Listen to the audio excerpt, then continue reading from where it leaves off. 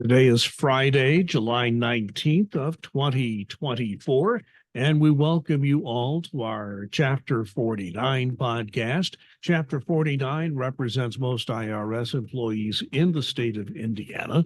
My name is Larry Lannan. I'm a volunteer with Chapter 49 and a retiree. We thank you for taking some of your valuable time and sharing it with us. We hope you find this informative, every now and then entertaining. You never know. There are surprises that come up. And speaking of entertainment, we welcome our chapter president, Duncan Giles. Thanks, Larry. It's always good to be here. Well, and it's always good to have you with us. I guess we're fortunate that we were able to record this podcast today. Apparently, there have been computer snafus, not just in America, but around the world. I was watching the BBC News on the morning we record this, and they were showing airports all around the world backed up to the door.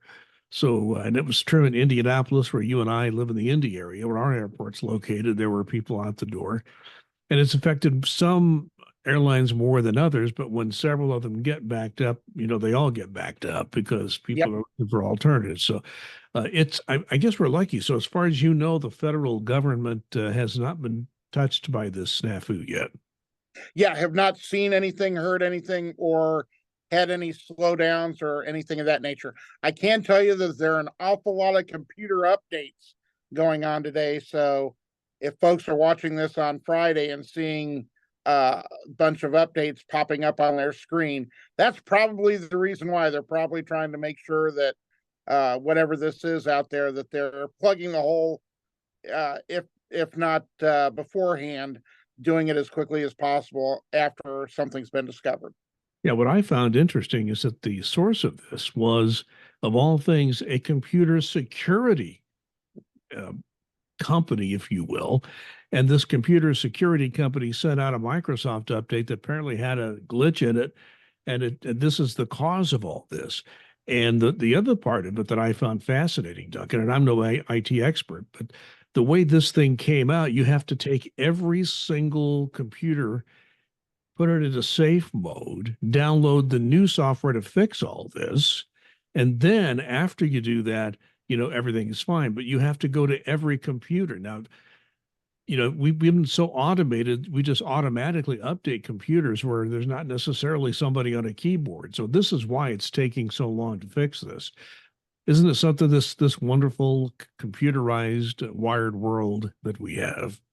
Yeah, that's it. It's like, this never happened when we had rotary telephones, by golly. Unfortunately, sometimes the advancements that we have in technology, things like this will slip through. It wasn't, people were like, is this a terrorist attack or cyber, terrorists, anything like that? No, it was just a glitch in software in a rush to get something out, and just one line of code is enough to mess something up, and that's apparently what happened in this case, and you're seeing worldwide implications. Now, think about this. You just mentioned rotary phones. What percentage of people living on the earth today ever used a rotary phone? Well, I know, and that's what I'm hoping a lot of our viewers and listeners have to sit there and go, what the heck is a rotary phone? I'm trying to see if I can increase Google's traffic.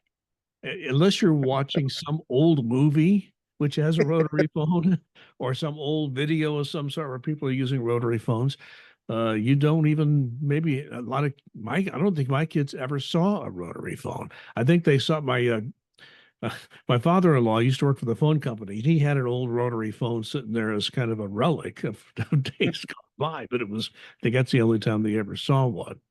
We weren't absolutely sure we were going to be able to record a podcast this week, because I had my third grandchild born this week, and we weren't sure when that was going to happen. Obviously, they don't happen on schedule, but we have our new granddaughter, our third one, that's just been welcomed into the world, and she's a joy. So we're really glad to have her, and we're glad we're able to work around the schedule. She was born very late on Wednesday night, local time, just I think 11:35 a.m. Eastern time on Wednesday night. So. And on behalf of Kim, myself, all the Chapter 49 members, and folks who watch this, union members across across the states and the viewers that watch this around the world for whatever reason. We all want to just tell you congratulations to you and your family on her coming out happy, healthy, and glad your daughter's doing fine. And first it's her first granddaughter on her husband's side, so it's just a great time for everybody, and I'm glad everybody is doing well.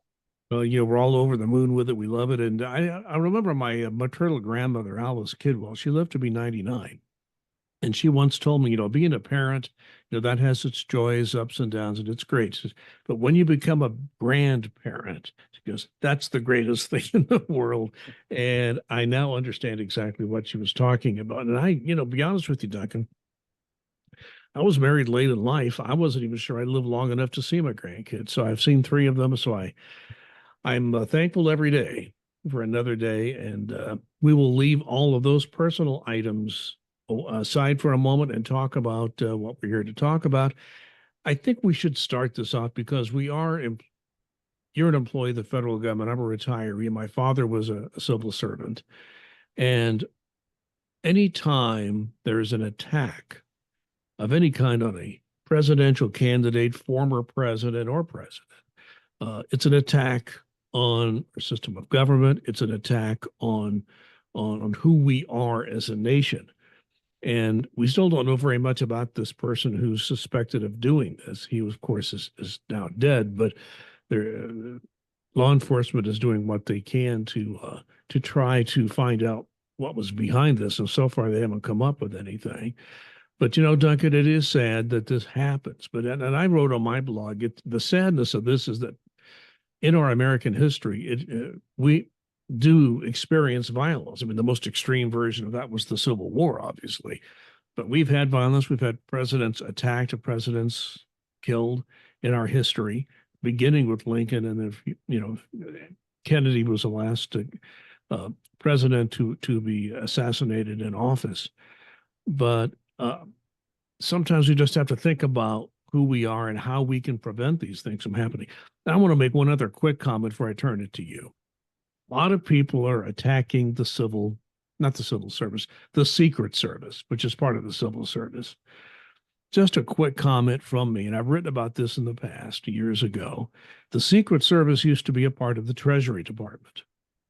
And when they were part of the Treasury Department, it was a valued part of the Treasury Department. They always had enough funding. They always had the best cutting edge technology. When 9/11 happened and Mitch Daniels, who later became governor of Indiana, went into the basement of the White House and sketched out for George W. Bush a Department of Homeland Security, the decision was made to put the Secret Service into the Department of Homeland Security. What happened with that is that going from a valued gem in the Treasury Department, you go to the Department of Homeland Security, you're just another one of the agencies in DHS. Right. And to be honest with you, I don't think the Secret Service has been as well funded. I don't think the Secret Service has had access to that best technology they had when they were part of Treasury. And this is my opinion, and you can take it for what it's worth. I'm not saying that's the reason this happened, but when I see the director of Secret Service being blamed for this, okay, we're going to have a full investigation and we'll see what happened. But I do firmly believe that the lack of respect for the Secret Service, the lack of funding, the lack of the latest technology has had something to do with this. And I would very much like to hear your view on this.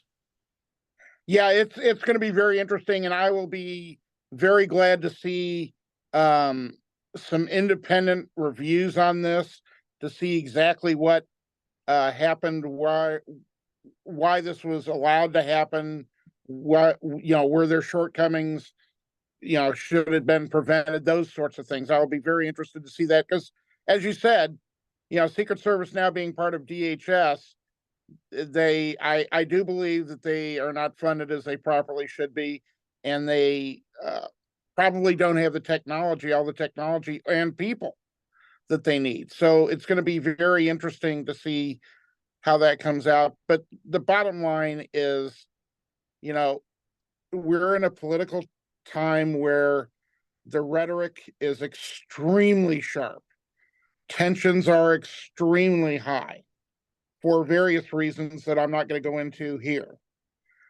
But I think everybody that's watching and listening to this realizes that. And it has to be dialed back. There is absolutely no place, no place at all for any sort of violence like this in our political system. Absolutely not. The forefathers that we had that created things like the Declaration of Independence, the Constitution, things of that nature, would be abhorred by seeing things of this nature. They never envisioned anything like this. They wanted it to be for the people, by the people. They didn't want it to, okay, it's going to get so bad that now we're just going to be going at each other. And we can't have that for a political candidate of any stripe. You make your argument, you make your fight at the ballot box. That's where it should be, not physically going after somebody. And, we've seen examples where they go after congressional softball games, or, Secret Service has foiled several plots that have been out there to harm public figures. Former Speaker Pelosi, somebody went after her husband and assaulted him. I mean, it goes on. And, former President Trump being shot was absolutely abhorrent. Whether you agree with his politics, don't agree with his politics, doesn't matter. Him being a target in something like that is absolutely abhorrent. We wouldn't want that to happen to anybody. So it just needs to be cooled off. We need to make sure that the Secret Service gets the resources they need, both in people and in technology, to make sure that we prevent this kind of thing. We need to make sure that people are being vetted where these candidates go, so that they can be preventative as it goes on. You and I have seen many things. I don't remember the Kennedy, but the Squeaky Froms trying to assassinate Gerald Ford, the assassination attempt on President Reagan. These things have happened, and it's just gotten more and more escalated in the rhetoric, and we need to cool that off so we can try and de-escalate and not have these types of issues. Yeah, Duncan, you mentioned the founding of the nation. The decision was made, and we have to remember, yes, there were some contradictions. All men are created equal, and is written by people who own slaves, for example. Yes, Right. but still, that Declaration of Independence and our later Constitution went against all the norms of governing in the world at that time. Yes, it doesn't seem like it's perfect now, but if you put it in the context of the world that was run by royal families almost exclusively, and any European country which kind of ran the world, or most of the established world at that time, the decision was made. We would not be ruled by a king. We would not rule by violence. We would have elections, and those elections would be the way we decide who makes decisions in our country. So we'll get off that. We just felt it was important to say something about that, and lowering the temperature would be nice. Okay to have arguments about policy and politics, but I wish there was a toning down of the rhetoric. We'll see what happens as time goes on. Speaking of elections, we talked about this last time. The Hatch Act, again, we talk about it mostly when there are elections looming, and we've just had one of the national political conventions concluded. We have another one coming up. So it's electioneering time, and the Hatch Act is part of the law. You never want to run askance of that. Even people working at the White House. I've seen people who work for President Biden right now who are doing TV interviews, and they'll say something, kind of stop themselves and say, well, I don't want to violate the Hatch Act. When you get into politics too much, and not the governing part, you do have to be careful not to go over that line. Even the press spokesmen from both parties in the past who have had spoken for our president have to be careful when they're talking about a political campaign. The campaign itself speaks for the campaign. The White House spokesperson is the spokesperson for the president, who runs the country as an elected official. So we talked about this in general terms last time we had a podcast. Anything you want to emphasize today as far as what people need to be careful about in making sure you adhere to the Hatch Act? Yeah, it's been interesting since we've had our last podcast. A couple of the reports I've gotten obviously are from either A, non-members, or people who are not listening to the podcast, because when you wear shirts into the workplace that advocate for a specific candidate, that's bad news. When you have to tell somebody either go into the bathroom and turn your shirt inside out, go home, or if you've got another shirt in your car, put it on, because you cannot have this shirt on in the workplace, period, end of story. We're seeing, people wearing baseball hats, in federal offices on federal government time. You cannot do that. You simply can't do it. These are, folks, these are Hatch Act violations. These will get you brought up on charges, because people are human. They're going to report you. And once it gets reported, they have to follow through. And, people may say, well, I can do what I want. And no, there's issues with that. I can tell you that I worked, when I worked the polls in 2016 in Indiana, you can't have anything like that. And I had a discussion, a candidate had on a particular candidate's hat. And I told them that they either had to take the hat off and put it in their pocket, or they had to, not be able to vote because of the laws in Indiana about electioneering. And, it's the same type of thing here with the Hatch Act rules.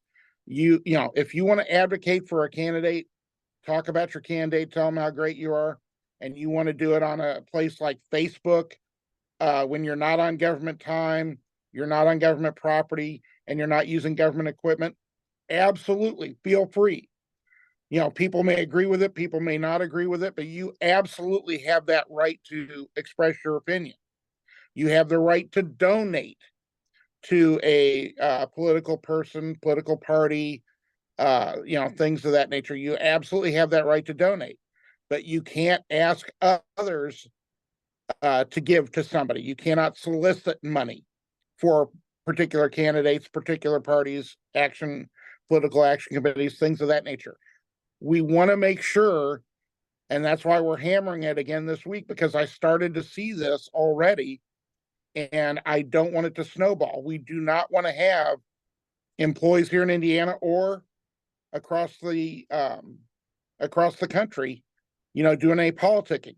That's not our place. Our place as federal employees, no matter where you are, whether you're in IRS, CBP, and Customs and Border Protection, Health and Human Services, Department of Energy, these are just a few of the places that that NTEU represents. We want to make sure that folks there are doing the right thing. And by that, it's doing the work that you're supposed to be doing for the American public, not one particular party or another particular party or candidate or whoever it might be. We are supposed to be apolitical when we are at work. We're supposed to be doing the job that we're paid to be doing.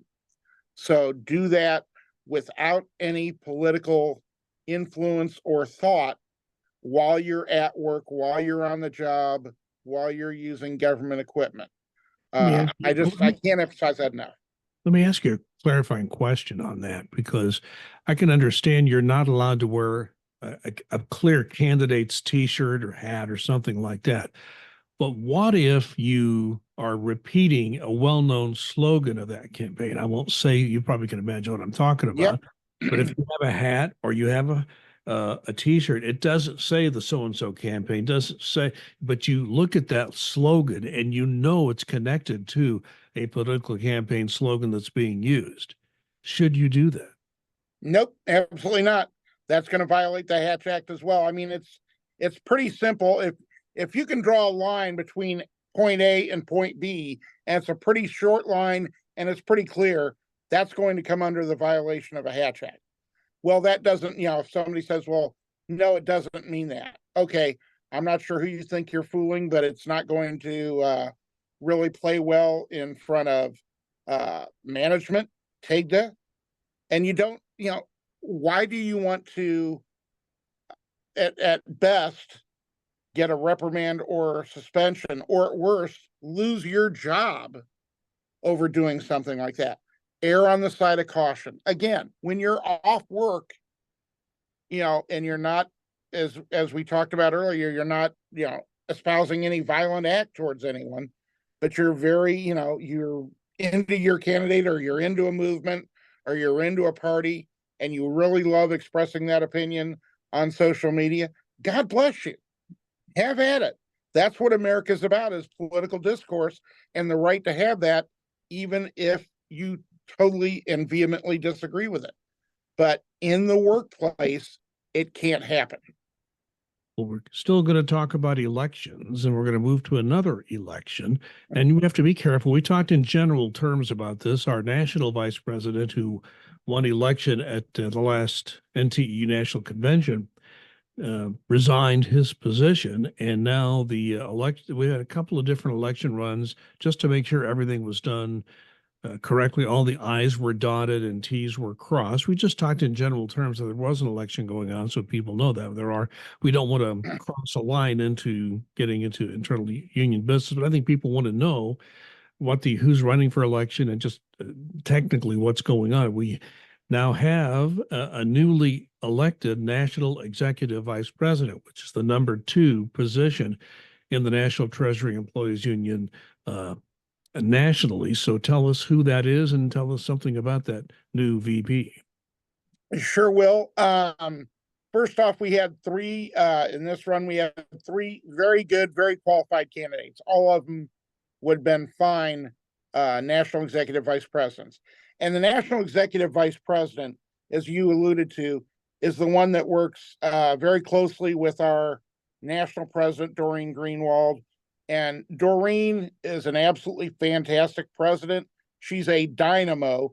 I'm telling you folks out there that watch and listen that may not know her, the woman doesn't sleep. She's on things all the time. She's on top of everything. All the different agencies that we represent, the 35 different agencies or so that we represent, she knows all of their issues. She knows what's going on. She knows how to talk to the the upper level management of those agencies to deal with it. But she needs help. I mean, anybody that's doing something, a job that large, absolutely needs help. And so, when our previous national executive vice president resigned, had to have another election, and that just got completed. And a gentleman named Terry Scott, who was the chapter president in Georgia, was elected national executive vice president. I have known Terry for many years. Terry is not just a very good chapter president, he is an outstanding human being. Not only is he a very moral person, he always wants to do what's right, but he is somebody who is going to be, he's always been, since I've known him, very, very, very much standing up for employees' rights. He will always be continuing to do that. I think the other agencies, the folks in IRS that know him, know this about him. But the folks who don't know him in other agencies, I think, are going to be very pleasantly surprised to see what kind of man he is, what kind of work that he does, and how he stands up and makes sure the employees are treated right, which is at its essence is what NTU really wants to do, is make sure the employees are treated well and protected. So I think Terry is going to be a very busy man, because the national executive vice president spot, you travel an awful lot. You're going to many different places, having a lot of meetings. I think he'll do a fine job, and I think it'll serve NTU very, very well. Well, congratulations. Congratulations to Terry Scott. You obviously have the Duncan Giles seal of approval. So we'll look forward to once he's ensconced and then kind of settled in the job, we'll certainly invite him to come on this podcast if he chooses to do so, and see if we can let people get to know him a little better in a long form conversation such as. Well, Terry's been invited to the podcast before. Terry's not come on the podcast before. we're going to just tell Terry right now, you're coming on the podcast, sir. You're not going to have that choice. Sooner or later, you're coming on the podcast. It's a rite of passage. This is what goes with the Duncan Giles seal of approval. You must appear on the podcast. It is a requirement by law. One thing that we talk about often, and we try to mention it when we can, we probably don't even mention it enough, is the fact that NTEU needs your correct address. When you move, you do have to let the agency know, and obviously there are good reasons for that. Whatever agency you're working for, most of the people watching or listening to IRS, but there are others. When you move, you tell your employer where your new address will be, mailing address. NTEU does not get that notification. You must separately notify NTEU of your new address. It's fairly easy to do. Duncan, explain why it's so important for the National Union to have your most current mailing address. Yeah, you want to give them your most current mailing address, your home email, and your home, and if you choose your cell phone, first off, to get any information from NTU. And I hear this from employees all the time. Well, I haven't gotten a membership card, or I haven't gotten, I'm not getting emails, or I'm not getting texts about what's going on. And we send, there are very good texts and emails that go out about up-to-date information about what's happening in a particular agency or the federal workforce as a whole. And I find these invaluable, and other employees do. But I go in and there's either an old address or there's no address at all. They didn't put an address in when they signed up online. So please, everyone that's watching or listening, if you're not getting that information and you're an NTU member, go to www.nteu.org and then just go ahead and sign in. And they will, you'll be able to find and make sure that your address, is correct and complete. If you don't want to do that, you're in the state of Indiana and you're a member and you want me to update it, just shoot me an email with the information. I'll be more than happy to put in the database your current home address, home email, home, home or cell phone number, so you can get these important updates. And these aren't advertisements. They're not trying to sell you anything of that nature. It's really good information that a lot of times cannot be shared on government email. So we want to make sure that our members get the most current and update information about issues that are impacting you, whether it has to do with Congress, pay, the administration, what's going on with the service, things of that nature. So please make sure that the information is updated at ntu.org, because the IRS just doesn't send us that information when you give it to them. Well, the aforementioned Hatch Act rules have a big reason why we want your home email address. Please do not put your work home or your work email address when you sign up, and put it however you sign up for your address being changed. So your mailing address, make sure you use a personal email address. And the reason is there's information we want to send you that we cannot and should not legally send on a government email. So that's why Duncan mentioned that. Duncan, one last thing I do want to mention, and I'm really sad I do not any longer get this benefit as a retiree, but we have flexible spending accounts in the federal government. And it's one of the great benefits that I took advantage of many years during my years of employment. They call it FSA Feds. FSA Fed sadly had some issues with fraud, and they had to shut down new enrollments. I don't know how long, you probably know how long, it's been a while. We've just been notified that enrollments have begun again. So explain, if somebody is not in and wants to get in the FSA Feds program, how do you do that? Yeah, basically for that type of thing, it's usually occurring during open season, but if you have qualifying life events, you can get in as well. But FSA Feds, if you just type that into Google, it'll get you right to that site. And as Larry said, they weren't accepting anybody new. They weren't processing a lot of claims because they were having some serious fraud issues. So now we're starting to see it. They fixed their issues, and now we're starting to see things move through there. So make sure, if you do have an account and you do have some claims in there that you are wanting to be processed, check to see if those are going through. And by all means, go to the website to see, if you're not somebody who is doing that currently, if you may qualify to do it now or have to wait until open season. Okay, Duncan, time for your final comment. My final comment at this point is, I it goes back again to the rhetoric we were talking about, and not just in the workplace, but I've seen this really almost divide families. People not in being able to go to certain Thanksgiving dinners because they believe something different politically than somebody else. The rest of their families, things of that nature. And that's just a sad, sad situation.